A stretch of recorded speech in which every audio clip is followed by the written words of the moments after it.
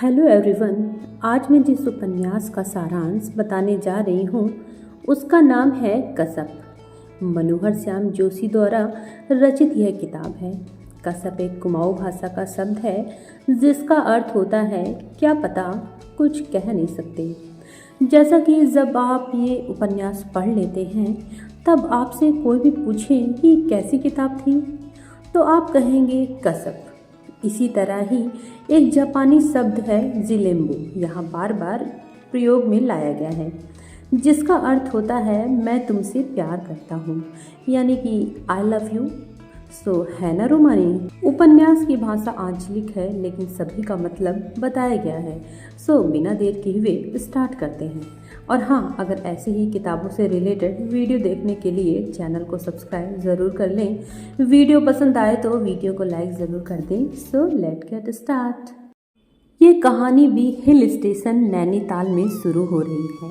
नायक नायिका डाक बंगले में तो नहीं, हाँ बंगले में ज़रूर हैं। जो इन दिनों नायिका के मौसा ने, जो नायक बहुत दूर दराज के चाचा भी हैं, अपनी बेटी के विवाह के निमित्त 4 दिन के लिए ले रखा है। नायक का नाम देवी दत्त तिवारी है। बहुत गैर रोमानी मालूम होता है उसे अपना नाम। कुछ लोग उसे डीडी द मूडी भी कहते हैं। नायक अनाथ है। घर वालों के नाम पर दूर के चचिया, मम्मियाँ, फूफिया, मौसिया रिश्तेदार ही बचे हैं। माँ बाप दोनों अपने इस इकलौते को दूध मुँह ही छोड़ गए थे। नायक 22 साल का है। 2.5 वर्ष पहले उसने इलाहाबाद से बीए पास किया। एक चाचा जी ने कहलाकर उसे वहीं एजी दफ्तर में क्लर्की दिलवा दी और आईएएस पीसीएस के लिए तैयारी करने को कहा मेधावी बालक से। लेकिन साहित्यिक डीडी को यह सब रास नहीं आया। वह 2 ही महीने में बम्बई भाग गया। किसी व्यावसायिक दिग्दर्शक का सहायक है। कलात्मक फिल्में बनाने का इरादा रखता है। इस बीच उसके एकांकियों, कविताओं और कहानियों के संग्रह प्रकाशित हो चुके हैं। विवाह को छोड़ अन्य सभी क्षेत्रों में उदीयमान श्रेणी का सितारा माना जा सकता है। विवाह के लिए मध्यवर्गीय मानकों के अनुसार वह सर्वथा अयोग्य वर है। 6 फुट पौने 3 इंच और 135 पौंड की इस सीक या काया से कौन आकर्षित हो सकता है भला। तेज पर निर्धन, विफल, अव्यवहार कुशल, सर्वथा उपेक्षणीय। ये कुछ क्षण ऐसे भी आते रहे हैं जब नायक को नायक कुल मिलाकर ऐसा खास बुरा नहीं मालूम हुआ। इन एकांत क्षणों में वह विलायती फिल्म तारिका जीन सिम्मस की अपनी प्रेमिका के रूप में गरम गीली कल्पनाएं करता आया है। नायिका ने न प्रेम किया है और न प्रेम के बारे में फुर्सत से कुछ सोचा ही है। इधर वह अलबत्ता कभी कभी सोचती रही है कि अब प्रेम के बारे में भी कुछ सोचना चाहिए। उसे 17वां लगा है पिछले महीने। इंटर के प्रथम वर्ष में है। पढ़ने में उसका जरा भी मन नहीं लगता और आगे पढ़ने की उसे कतई इच्छा नहीं है। अल्मोड़ा में रहती है वह, जहाँ उसके पिता बनारस विश्वविद्यालय से जल्दी सेवानिवृत्त होकर आ बसे 14 वर्ष पहले। 5 बच्चों में सबसे छोटी है। 4 भाइयों की इकलौती बेड़ा, यानी कि बहनियाँ। संस्कृत पिता ने इसका नाम मैत्रेयी रखा था। हाई स्कूल सर्टिफिकेट और जन्म कुंडली में वही नाम सुशोभित है, मैत्रेयी शास्त्री। जिस समय पैदा हुई थी, पिताजी एक मिलेच्छ कन्या को देवभाषा ही नहीं वेद भी बढ़ा देने का दुस्साहस कर रहे थे और वह मिलेच्छ कन्या इस बच्ची को बेबी कहती थी। यह नाम उनके बड़े बेटे को, जो सेना में भर्ती होना चाह रहा था, पूरा अंग्रेज था, पसंद आया था। उसके आग्रह से यही नाम चल भी गया। बेबी अपना नाम सार्थक करने में यकीन रखती है। खिलंदड़ है, लड़कैंधी है। पेड़ पर चढ़ना हो, गुल्ली डंडा खेलना हो, कुश्ती लड़ना हो, कबड्डी खेलनी हो, बेबी हमेशा हाजिर है। उसके बाएं हाथ की छोटी उंगली क्रिकेट खेलने में टूटी है और अब वह थोड़ी सी मुड़ी हुई रहती है। बेबी बैडमिंटन में जिला स्तर की चैंपियन है। यह बात अलग है कि इस जिले में बैडमिंटन स्त्री नहीं। इधर कभी कभी बेबी के विवाह की भी चर्चा की जा रही है। पिताजी 4 बेटों का विवाह कर चुके हैं और अब कन्यादान की ही जिम्मेदारी उन पर बची है। बेबी के लिए कुछ योग्य वर प्रस्तावित किए जा चुके हैं, किंतु उसे शादी के नाम सुनकर ही हंसी आती है। हर प्रस्तावित वर का वह ऐसा खाका खींचती है, इतनी नकलें उतारती है कि इज़ा यानी कि उसकी मम्मी आंखें भी तरेरती हैं और मुस्कुराती भी हैं। हाँ, अब तेरे लिए तो किशन भगवान ढूंढने पड़ेंगे, वह कहती है। बेबी टिप्पणी करती है, किशन भगवान रिजेक्ट, काले हैं और 1600 पहले से ही रख रखी हैं उन्होंने। बेबी को दर्पण के लिए कम ही फुर्सत मिलती है। सजती संवरती नहीं, कपड़े ठीक से पहनती नहीं, लेकिन जमाने भर में उड़ती यह खबर उसके कानों तक पहुंच चुकी है कि बेबी बेहद सुंदर है। तो ऐसे हैं हमारे नायक नायिका सन 1954 में जब ये कहानी शुरू होती है। जिन कक्का की सुधा नामनी आयुष्मती सौभाग्य कांक्षणी का विवाह हो रहा है, यह परिवार भी डीडी से बहुत सहानुभूति करता है। डीडी और बब्बन में अक्सर तराई वालों की हिंदी में नोक-झोंक में बातचीत चलती है। डीडी सुबह देर से उठा, बंगले में सभी बाथरूम उसने घिरे पाए। पिछुआरे चाचा जी ने ऐसे ही अवसर के लिए टाट और बांस से एक अस्थाई टट्टी बनवा दी थी। डीडी ने वही शरण ली। अब नायक नायिका के प्रथम साक्षात्कार का वर्णन करना है मुझे, और किंचित संकोच में पड़ गई हूँ मैं कि नायक नायिका का प्रथम मिलन ऐसे हो रहा है कि नायक अस्थाई टट्टी में बैठा हुआ है, तो नायक जो इजार बंद बांध चुका है यानी कि नाड़ा, दृष्टि घुमाता है और नायिका से उसकी दृष्टि पहली बार मिलती है। उसका मुंह खुला रह जाता है। जीन सिम्मस नुमा एक अपरिचित लड़की, गोरी चिट्टी, गालों में ललाई, नाक थोड़ी सी घूमी हुई, बाल सुनहरे, आंखें बड़ी बड़ी और चपल। लड़की के हाथ में ट्रे है। ट्रे में चाय का कुल जमा 1 गिलास, जो शायद डीडी के लिए है। गिलास हिल रहा है इस हास्य कंप में। कोई फौजी इस जीन सिम्मस को झिड़क रहा है और नायक धप से फिर बैठ गया है। और जब बैठ ही गया है तो बाकायदा इजार बंद खोल कर ही क्यों न बैठे। वह इजार बंद का एक सिरा खींचता है, लेकिन अफसोस ये गलत सिरा है। गांठ खुलने की बजाय दोहरी हो जाती है। इसी तरह गांठ पर लगी गांठ के लिए हिंदी में कोई शब्द नहीं। कुमाऊनी में है एक मालगांठ किंवा मारगांठ। नायक सुपरिचित है इस शब्द से, क्योंकि फीता हो या नाड़ा खोलते हुए उससे अक्सर मारगांठ पड़ती आई है। इस मामले में उसका बचपन जवानी में भी बरकरार है। बस इतना ही है कि अब बुआ को आवाज़ नहीं दे सकता कि मारगांठ पड़ गई है, खोल दो। गांठ नहीं खुलती तो जूता या पैजामा खींच तान कर उतारता है। नायक एक सीढ़ी पर बैठ गया। उसके मन में 2 परस्पर विरुद्ध प्रार्थनाएं झकझोरी कर रही हैं। पहली यह कि जो लड़की मैंने अभी अभी देखी, इस जन्म में फिर कभी उससे सामना ना हो। दूसरी यह कि जब तक सांस चल रही है मेरी, तब तक यह लड़की प्रतिपल मेरी आंखों के सामने रहे। प्रेम होता ही आदिवादी है। यह बात प्रौढ़ होकर ही समझ में आती है उसके कि विधाता अमूमन इतना आतिवाद पसंद करता नहीं। खैर, सयाना समझदार होकर प्यार कहाँ रह पाता है। तो नायक का एक मन हो रहा है कि अभी यहीं से सीधा भाग जाऊं बम्बई, और एक मन यह हो रहा है कि सारे बंगले में यह कहता डोलूं, वह कौन थी, वह कहाँ है, अरे कोई उसे बुलाओ।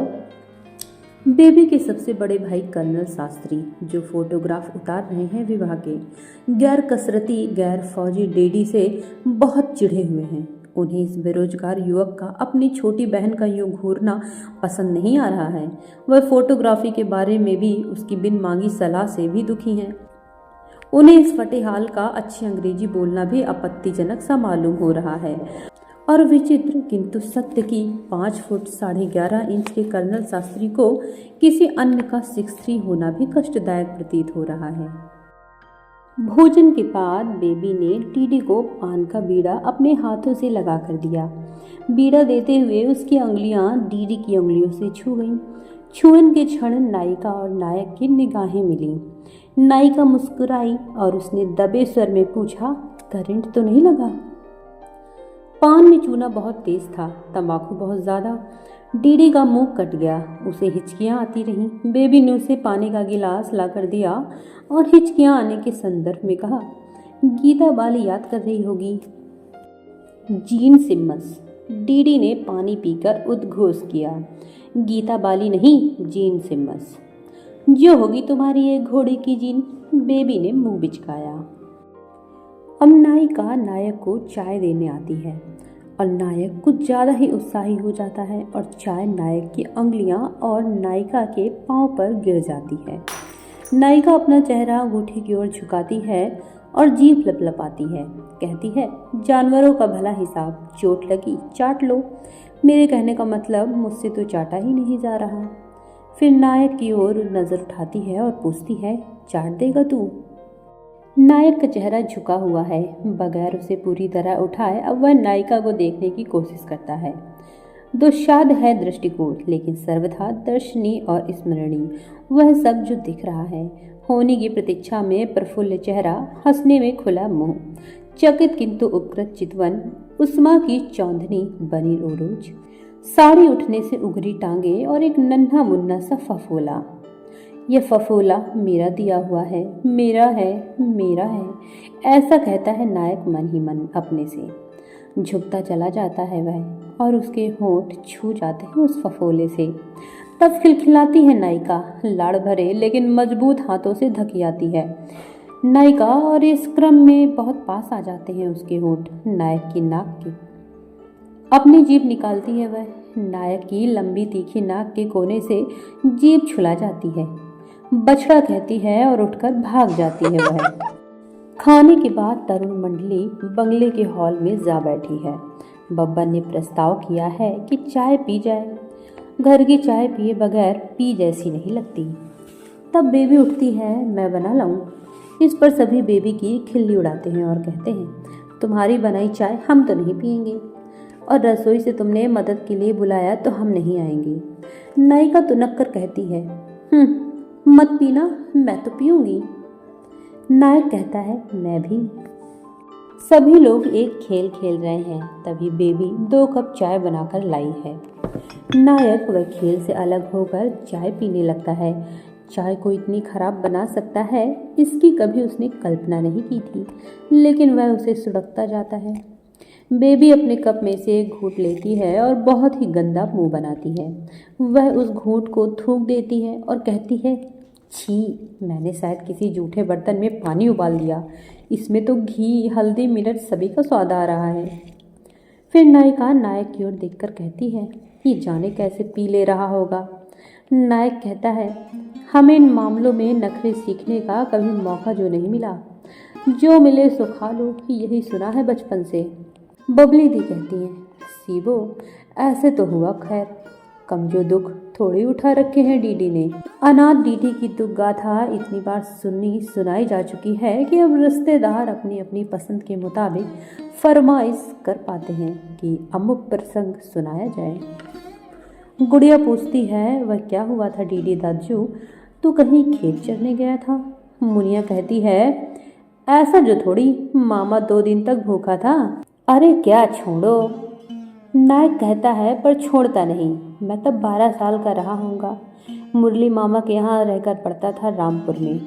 मामा रात चले गए अपने गांव पिलखा। मामा ने कहा था मामी से, इसे दे जाना कुछ पैसे, नहीं दे गई, भूल गई शायद। रसोई और गोदाम दोनों में ताला लगा गई। 3 दिन लगातार भूखे रहकर मेरा बुरा हाल हो गया। मैं खेत के बीच में छिपकर खाने लगा फलिया। पास ही एक मरियल गाय भी यही काम कर रही थी। मैं मजे से खा रहा था। नायिका ने हंसना शुरू कर दिया। अन्य श्रोता करुण प्रसंग का अंत जानते हैं, इसलिए गंभीर होकर सुन रहे हैं। दया नहीं जानती, फिर भी लगभग रुआसी होकर सुन रही है। मैं मजे से खा रहा था। नायक बात पूरी करता है, तभी खेत में जानवर की खड़पड़ सुनकर पट्टीदार आया डंडा घुमाते हुए। उसकी नज़र से बचने के लिए मैं और भी दुबक गया। नतीजा यह कि मुझे ठीक से देख नहीं पाया और गाय के साथ साथ मुझे भी एक डंडा पड़ गया। नायिका जोर जोर से हंस रही है। दया की आंखें छलक आई हैं। नायक नायिका की अप्रत्याशित प्रतिक्रिया से हैरान है, दुखी है। मजनू अपना पिटा खूब है जिंदगी में, बब्बन कहता है, लेकिन उसके स्वर में खिलंदड़ी में थोड़ी हमदर्दी भी मिली है। परार के साल दिल्ली में भी तो पिट गया था, क्या झमेला था वह डीडी। लेकिन डीडी सुनाने के मूड में नहीं है। वह खिलखिलाती बेबी को देख रहा है। ऐसे क्या देख रहे हैं? नायिका कहती है, हंसू नहीं तो और क्या करूं? मैं होती तो मामी की चुटिया घसोड़ रखती, बिंदेश्वरी प्रसाद जी से कहती, आप लोगों ने व्रत रखा है तो क्या, पकाओ मेरे लिए कुछ। और जिसने वह डंडा मारा, मैं उसका डंडा छीन कर तो उसकी मार रखती। अब सुनाते क्यों नहीं, जो बब्बन दाजू सुनाने को कह रहा। नायक नहीं सुनाता, लेकिन थोड़ी देर बाद सभी लोगों के कहने पर नायक अपनी दुख भरी कहानी के कुछ अंश और सुनाता है। जिसमें नायक प्रतिक्रिया के तौर पर हंसती रहती है। नायक नाराज होकर चीना माल से मिलने वाली पगडंडी का रुख करता है। नायिका उसे मनाने के लिए दौड़ती है और कहती है, खूब रिसा रहा ना मुझसे, मुझे मार। तुझे नहीं पता तू कितना अलग तरह का हुआ, हीरो ठहरा इन लोगों का हीरो, रोएगा तो इनके जैसे ही नहीं हो जाएगा। थोड़ी देर बाद नायिका फिर कहती है, सुन, दया दी बहुत होशियार है तो उससे शादी कर। नायक की उंगली नायिका के होठों पर रोक लगा देती है। नायक कहता है, मैं किसी बुद्धू से ही शादी करूंगा। नायिका नायक की उंगली काट लेती है और आंखें नचाकर पूछती है, घोड़े की जीन से? नायिका अब दौड़ने को होती है। नायक लपक कर उसे पीछे से पकड़ता है और तभी टॉर्च की रोशनी उन दोनों पर पड़ती है। What is all this? Nainital club से लौटे फौजी अफसर ठुल्दा यानी कि नायिका के बड़े भैया कड़कती हुई आवाज में पूछते हैं। बंगले से भी बब्बन, बबली दी, गुड़िया इन्हें ढूंढते हुए इस ओर आ रहे हैं। बेबी भीतर जाओ, ठुल्दा आज्ञा देते हैं। वह चली जाती है। दूसरे दिन सुबह नायिका जा रही है। बसें छूट रही हैं। क्या वह चली गई कल की जाने वाली? नायक नायिका के अंतिम बार ऑटोग्राफ बुक देने के बहाने मिलने आता है, लेकिन बस की खिड़की से फौजी ठुल्दा ऑटोग्राफ बुक फाड़कर फेंक देता है और नायक पर थूक देता है अंग्रेजी के 2 शब्द, ब्लडी बास्टर्ड। इसके बाद डीडी बेबी से मिलने सबसे मना करने के बावजूद बरेली जाता है। बेबी के ठुल्दा अपने साथ ले गए हैं बेबी को बरेली, और जैसा हमेशा ही होता है कि बेबी के परिवार वालों, खासकर उसके चारों भाइयों और भाभी को बिल्कुल भी अच्छा नहीं लगता ये प्यार और डीडी। बेबी की भाभी डीडी का मजाक बनाती हैं। लड़का अनाथ है, कुछ खास करता भी नहीं, क्योंकि सिनेमा के शुरुआती दिनों में संघर्षरत लोगों का आज भी उतना ही मजाक बनता है। तो भला कोई भी परिवारजन हो तो पसंद करे भी तो कैसे। लेकिन हमेशा की तरह लैला मजनू कहाँ मानने वाले। बेबी की जिद के आगे झुकना पड़ा बेबी के माता पिता को और दोनों की शादी तय हो जाती है। लेकिन हाँ, इसके पहले मैं आपको बता दूं कि बरेली जाकर बेबी से उसके गांव का पता लेकर डीडी मुंबई चला जाता है और वहां से बेबी को पत्र लिखता है। भाषा इतनी साहित्यिक होती है कि बेबी को कुछ ज़्यादा समझ नहीं आता और अपने पिता से वह पत्र पढ़वाती है। शास्त्री जी, जो शास्त्रों के विद्वान के रूप में प्रचलित हैं, उनकी इच्छा थी कि उनका कोई बेटा पंडित होता और उन्हें इस बात का थोड़ा दुख भी होता है। तो डीडी के पत्र पढ़कर शास्त्री जी मंत्रमुग्ध हो गए डीडी की हिंदी लेखनी से। शास्त्री जी का ध्यान इस ओर भी गया कि यह पत्र, जिसे वह किसी छात्र की उत्तर पुस्तिका की तरह पढ़ते रहे हैं, उनकी पुत्री के नाम लिखा गया है और इसमें परोक्ष रीति से सही प्रणय निवेदन किया गया है। चेहरे से चेहरे तक के चक्रपथ की बात तो सर्वथा स्पष्ट है। किसी के योग्य बनने की आकांक्षा भी प्रेम ही कर रही है। जिलेम्बू न जाने किस भाषा का शब्द है, ये समझ में नहीं आता, लेकिन मारगाट की प्रतीकात्मकता सुबोध है।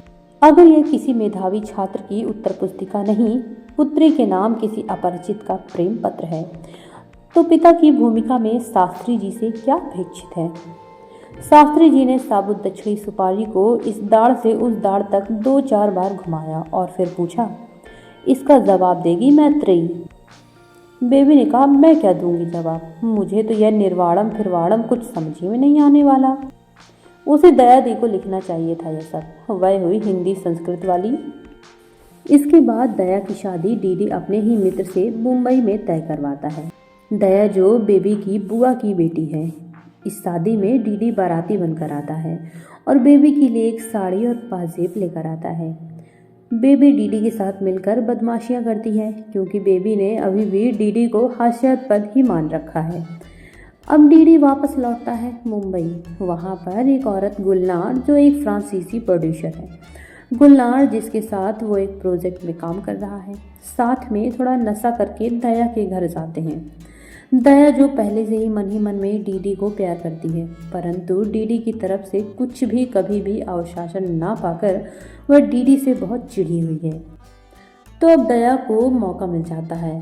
तो अब दया शास्त्री जी को पत्र लिखती है और डीडी के बारे में अनाप शनाप बताती है। बेबी के पिता और भाई बहुत क्रुद्ध होते हैं और बेबी का विवाह कहीं दूसरी जगह तय कर देते हैं। लेकिन नायिका अब अपने आप को दिल से डीडी की ब्याहता मान चुकी है। फिर क्या, शास्त्री जी को अपनी बेटी की जिद के आगे झुकना पड़ता है और अब शादी तय हो जाती है। पर फिर नायक पे सवार होती है धुन अमेरिका जाकर कुछ बनने की और अमेरिकी विश्वविद्यालय में दाखिला लेकर आगे फिल्म बनाने की पढ़ाई करने की। बेबी को और उसके घर वालों को डीडी के अमेरिका जाने की बात समझ में नहीं आती, खास करके जब उसने उसे पा लिया है। उनकी ज़िंदगी अब साथ गुजरने वाली हो। बेबी डीडी को बहुत समझाती है, परंतु डीडी बेबी के सामने आकर थोड़ा शांत होकर कहता है, यह अग्नि मेरे हाथ में है, यह सिगरेट। वह हंसती है। अग्नि अग्नि होती है, डीडी कहता है, यह अग्नि मेरे हाथ में है। मैं तेरे साथ शब्दों के चक्कर में पड़कर तेरा अपना जीवन और ईजा बाबू का बुढ़ापा बर्बाद नहीं करना चाहता। मैं इस अग्नि को अपनी चमड़ी से लगाकर मैं तुझसे कह रहा हूँ, मुझे अमेरिका जाने दे। मैं तेरा हूँ, तेरा रहूँगा, तेरे पास ही लौटूंगा। तू मेरा और मेरे प्यार का अपमान मत कर। मैंने अभी तक तुझसे कुछ नहीं मांगा, न तूने मुझे कुछ दिया परिहास के अतिरिक्त। कुछ वर्ष की प्रतीक्षा भी नहीं देगी। इसी तरह बहुत बहस होने के बाद डीडी चला जाता है अमेरिका। बेबी, जिसने अपने आप को डीडी की ब्याहता मान लिया था, अब अपने को विधवा मान बेबी से मैत्रेयी, विदुषी मैत्रेयी बनने की राह पर आगे बढ़ जाती है। खो देती है वह अपने आप को किताबों में और डीडी भी अमेरिका में एक नामी दिग्दर्शक बन जाता है और बहुत पैसे कमाता है। वह शादी नहीं करता।